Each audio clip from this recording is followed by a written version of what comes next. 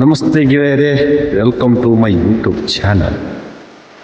ಗೆಳೆಯರೇ, ಇವತ್ತು ನಾನು ಎಲ್ಲಿಗೆ ಬಂದಿದ್ದೀನಿ ಅಂತಂದರೆ ಉತ್ತರ ಕರ್ನಾಟಕದ ಅತ್ಯಂತ ಜಾಗೃತ ಮತ್ತು ಶಕ್ತಿಶಾಲಿಯಾದ ದೇವಸ್ಥಾನಕ್ಕೆ ನಾನು ಬಂದಿದ್ದೀನಿ. ಅದು ಧಾರವಾಡದ ನುಗ್ಗಿಕೇರಿ ಹನುಮಂತನ ದೇವಾಲಯ. ಬನ್ನಿ, ಇವತ್ತಿನ ಬ್ಲಾಗಿನಲ್ಲಿ ನಾವು ಇಲ್ಲಿನ ಇತಿಹಾಸ ಮತ್ತು ವಿಶೇಷತೆ ಹಾಗೂ ಇಲ್ಲಿನ ದೈವಿಕ ಶಕ್ತಿಗಳ ಬಗ್ಗೆ ಒಟ್ಟಿಗೆ ತಿಳಿದುಕೊಳ್ಳೋಣ.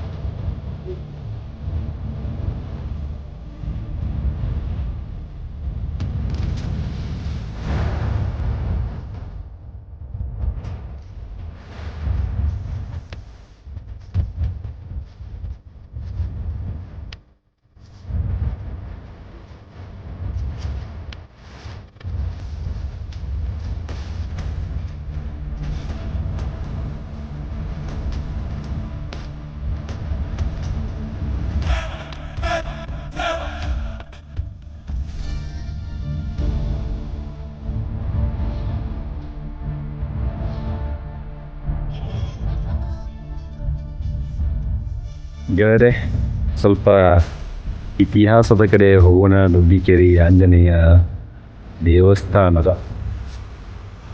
ನುಗ್ಗಿಕೇರಿ ದೇಸಾಯಿ ಮನೆತನದ ಹಿರಿಯರೊಬ್ಬರ ಕನಸಿನಲ್ಲಿ ಶ್ರೀ ಆಂಜನೇಯ ಸ್ವಾಮಿ ಬಂದು ಹೇಳಿದ್ರಂತೆ, ನಾನು ಕೆರೆಯಲ್ಲಿ ಇದ್ದೇನೆ, ನನ್ನನ್ನು ಹೊರ ತೆಗೆದು ಪೂಜಿಸುವಂತೆ ಹೇಳಿದನೆಂಬ ಪ್ರತೀತಿ ಇದೆ. ಹಾಗೂ ಇಲ್ಲಿರುವ ಬಾಲಭೀಮನ ಮೂರ್ತಿಯು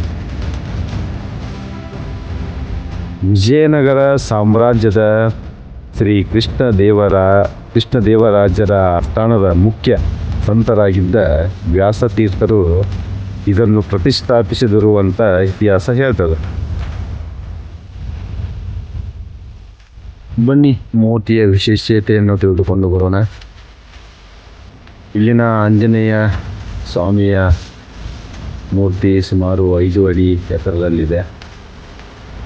ಹಾಗೂ ಇದನ್ನು ಸಂಪೂರ್ಣವಾಗಿ ಗ್ರಾನೈಟ್ ಕಲ್ಲಿನಿಂದ ಕೆತ್ತಲಾಗಿದೆ. ಹಾಗೂ ಸಂಪೂರ್ಣವಾಗಿ ಸಿಂಧೂರದಿಂದ ಹಚ್ಚಲಾಗಿರುತ್ತದೆ. ಹಾಗೂ ಆಂಜನೇಯ ಸ್ವಾಮಿಯ ಬಲಗೈ ಅಭಯ ಮುದ್ರೆಯಲ್ಲಿದ್ದು ಮುಖವು ದಕ್ಷಿಣಾಭಿಮುಖದಲ್ಲಿ ಇರುತ್ತದೆ. ಗೆಳೆಯರೇ, ಇದರ ಇತಿಹಾಸ ತುಂಬ ಅದ್ಭುತವಾಗಿದೆ. ಇಲ್ಲಿ ವಿಶೇಷ ಏನಂತಂದರೆ, ಭಕ್ತರು ಏನೋ ಮನಸ್ಸಿನಿಂದ ಬೇಡ್ಕೊಳ್ತಾರೋ ಅವರ ಬೇಡಿಕೆ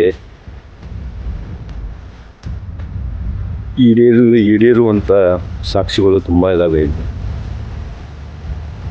ನಾನು ಪ್ರತಿಯೊಬ್ಬರು ಪುಟ್ಟಾದ ಹೇಳಲಿಕ್ಕೆ ಒಂದಿಷ್ಟೇ, ಇಲ್ಲಿಗೆ ಬರುವವರು ಈ ದೇವಸ್ಥಾನ ಬಂದ್ಬಿಟ್ಟು ಧಾರವಾಡದಿಂದ 7.5 ಕಿಲೋಮೀಟರ್ ಇದೆ. ಭಾನುವಾರದಿಂದ ಶುಕ್ರವಾರದವರೆಗೆ ಬೆಳಗ್ಗೆ 6 ಗಂಟೆಯಿಂದ ಸಾಯಂಕಾಲ 7 ಗಂಟೆಯವರೆಗೆ ಇರ್ತದೆ. ಶನಿವಾರ ತುಂಬ ಜನಸಂದಣಿ ಇರೋ ಕಾರಣ ಬೆಳಗ್ಗೆ 5 ಗಂಟೆಯಿಂದ ರಾತ್ರಿ 11 ಗಂಟೆಯವರೆಗೂ ಕೂಡ ದರ್ಶನದ ವ್ಯವಸ್ಥೆ ಇರ್ತೈತಿ. ಬರ್ರಿ, ನಿಮಗೂ ಕೂಡ ಮನಸ್ಸಿಗೆ ನೆಮ್ಮದಿ ಬೇಕನ್ನಿಸಿದರೆ ಒಮ್ಮೆ ನುಗ್ಗಿಕೇರಿ ಆಂಜನೇಯ ದೇವಸ್ಥಾನಕ್ಕೆ ಭೇಟಿ ಕೊಡ್ರಿ, ದರ್ಶನ ಮಾಡಿರಿ. ಹಾಗೆ ಈ ಬ್ಲಾಗ್ನ ವಿಡಿಯೋ ನಿಮಗೆ ಇಷ್ಟವಾಗಿದ್ದರೆ ದಯವಿಟ್ಟು ಲೈಕ್ ಮಾಡಿ, ಶೇರ್ ಮಾಡಿ, ಹಾಗೂ ಇಂತಹ ಸ್ಥಳಗಳನ್ನು ನೋಡೋಕೆ ನನ್ನ ಚಾನಲ್ನ ಸಬ್ಸ್ಕ್ರೈಬ್ ಮಾಡಿ. ಧನ್ಯವಾದಗಳು. ಮತ್ತೆ ಸಿಗೋಣ ಮುಂದಿನ ವಿಡಿಯೋದಲ್ಲಿ. ಜೈ ಶ್ರೀರಾಮ್, ಜೈ ಬಜರಂಗಬಲಿ.